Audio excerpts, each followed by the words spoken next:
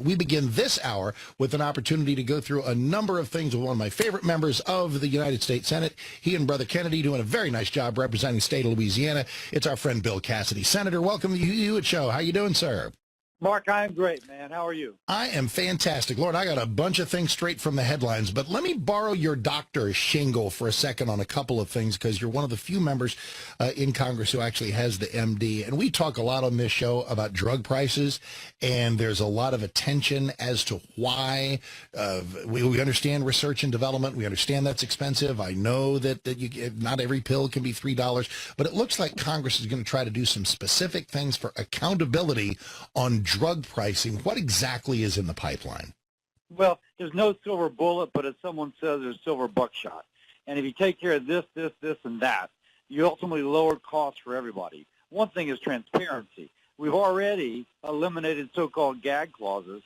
Pharmacy benefit managers would tell a pharmacist they would lose their contract if they told the patient that the patient could save money if they paid cash instead of their insurance copay. And that gag clause cost patients billions.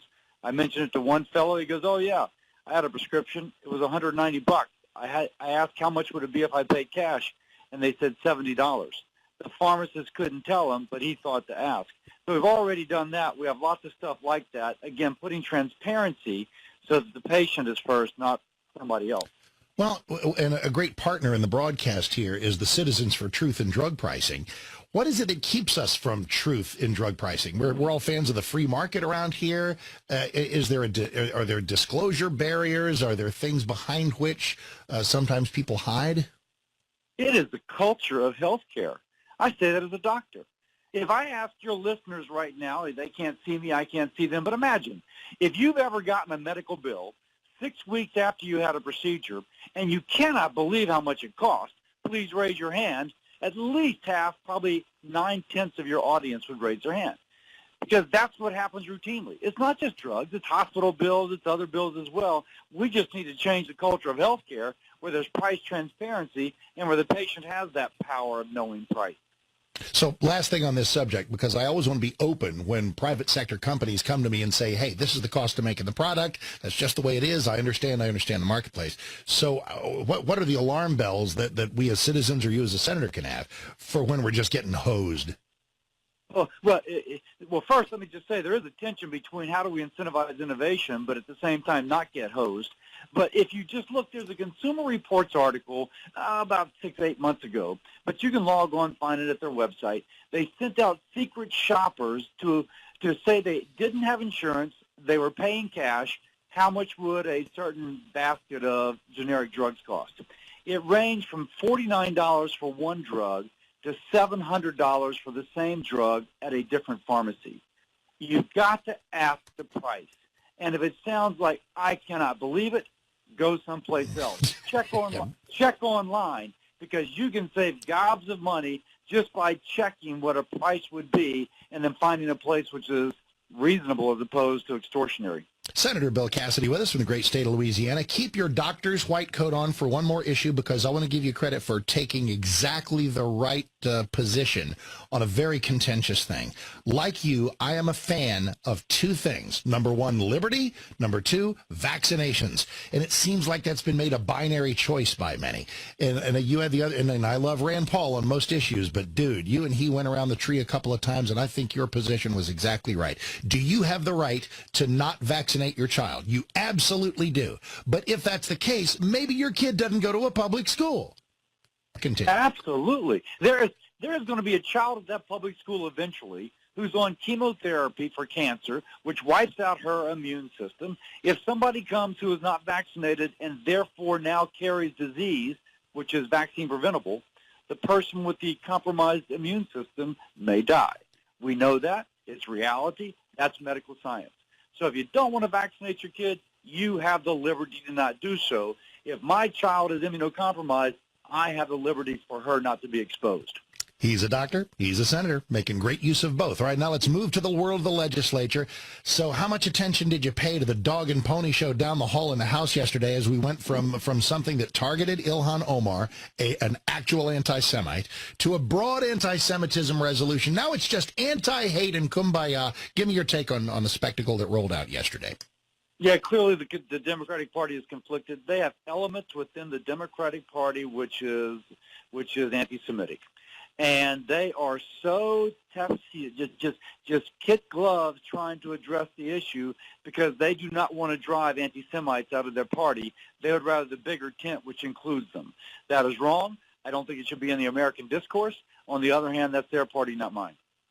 So to wrap up, because let's go right into your party, my party, and your chamber, and that's the Senate and some senators who are looking at the Trump emergency declaration and saying, well, I don't know if that's exactly what I would do, blah, blah, blah. And everybody's entitled to their opinion here, but give me your thought on the Trump declaration of a border emergency, and God bless Senator Paul, there he is, and Tom Tillis and Lamar Alexander, guys I love. What are they thinking, sir? I mean, you even if you don't fully think it's an emergency and you wouldn't do it, or a border emergency or crisis if you were president, the folks who are engaged in this obstruction of the president are making it harder for him to make the borders tougher. What's your take? Well, everybody agrees it's an emergency. The New York Times now agrees that it's an emergency. The Washington Post is actually coming on board after kind of poo-pooing it for so long, and now they've been exposed by the New York Times articles. I think what is at issue is the president circumventing the congressional power of the purse. And that's actually a valid discussion. I actually think the president's going to win on this, but I think it's actually healthy for a public discourse that we go through this exercise.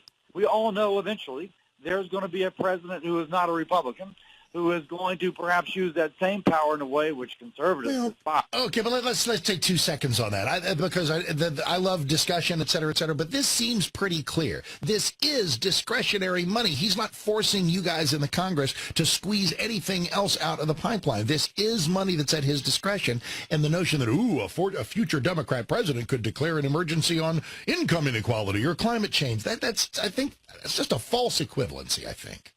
Well, not quite, because if you will, Obama didn't declare an emergency, but he certainly took money that was dedicated for something else, and he used it for another purpose.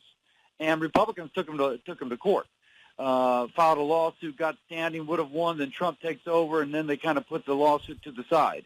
So it's not a theoretical. It has happened. And I think that as people kind of look at this and understand it, we're working through it. I think the president's going to get his money. I absolutely know he's going to get his money. But I think it's a good exercise to work through. All right, last couple of minutes. 2 guys running for re-election in 2020. Donald Trump, Bill Cassidy. Pretty easy call, I would assume, for you. How do you see the landscape laying out? And I don't want to make anybody overconfident, but it seems that almost every day some Democrat does something that makes people want to vote Republican. Yeah, but it's not just a negative. We don't want to vote against that person. That's right. We actually have record low unemployment for high school dropouts, record low unemployment for veterans, for women, for people of color. We've got an economy that is actually working for working class people. The wage increases disproportionately among those in the lower part of the income strata because there's such a competition for people to do construction, people to do, something at the wellhead in a natural gas field. That is all positive. I would like to think Trump and me and others are going to win because of the positive. They said they're going to improve the economy for working people. They did. Boom, they got my vote. Is Biden going to run? Oh, I don't know about Biden. I have to admit, when you're turning to an 80-year-old fella, it means your bench is kind of thin. So we'll see. Yes, we will. Well, listen, we will see what your thoughts are in frequent visits here on the Hugh Hewitt Show. Senator Cassidy, thank you so much. I really appreciate you on all the stuff we covered, and God bless. Thanks. Thank you, Mark. You bet. That's Bill Cassidy. That's a good senator right there.